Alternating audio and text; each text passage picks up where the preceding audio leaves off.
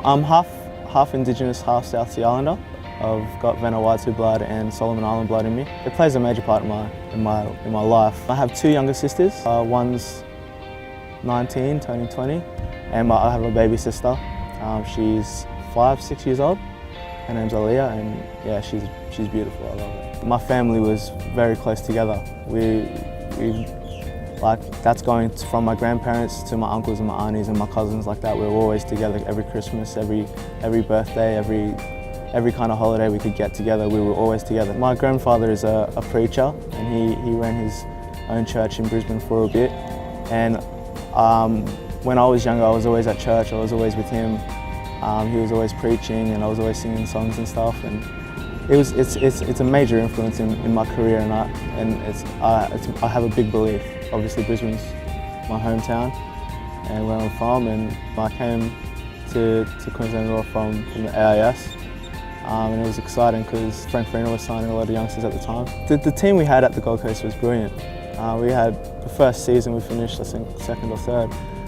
So it was a good time, and a lot of bad times at the Gold Coast, but maybe the last year and a half at the Gold Coast was definitely my most difficult time. There was a lot of things. There was injuries, family, friends. There was a lot going on off the field that I kind of found difficult to deal with at the time. But yeah, I got through it. I spoke to Craig Moore a lot while I was at the Gold Coast, and he played a part in getting me down here. And Tony Popovich called me I think during the off season. I had no club. I hadn't been doing much off the field. He gave me a call and asked if I'd like to come down for a trial and see how I'd go, and I said yes and came down, and unfortunately didn't have the best of trial periods. I got injured straight away. I thought it was over, but Pop has known me for a while, and he actually called me into a meeting with him and Ante Milicic, Ron Curry, and Adam Waterson, and it was a stern, do this and do that or else you'll be out. And I took that on board, and I worked hard in what I could do in my rehab and all those things, and obviously that hard work paid off, and thankfully he kept me on. He signed me last year, and then obviously I got injured again.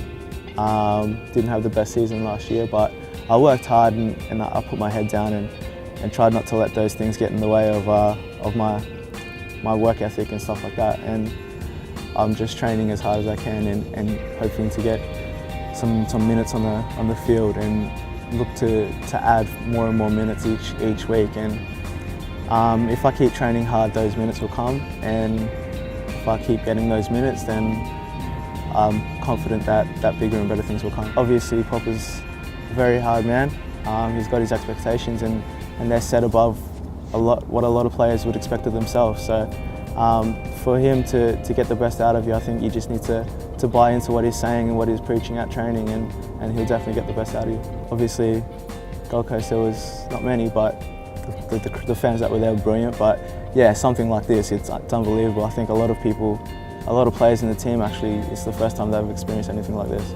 Even when I was injured, when I was putting little tweets out or Instagram pictures of my foot and stuff like that, there was so much support, and it just makes you feel wanted, I guess, and that's a big thing for a footballer. And even when you're on the field and it's dying times, and it's the last 20, 30 minutes, 10 minutes, and you could just hear them screaming, it's unbelievable, the amount of adrenaline and energy that they give to you. Fans, the staff, the background staff, the training staff, we all get along, and the players are brilliant. We all pretty much hang out after training and stuff like that. I live with Jared Tyson and Josh Baresi, one of the young boys, and we get along brilliantly. We do things off the field, and it just feels like a home away from my home. I definitely call Western Sydney my second home.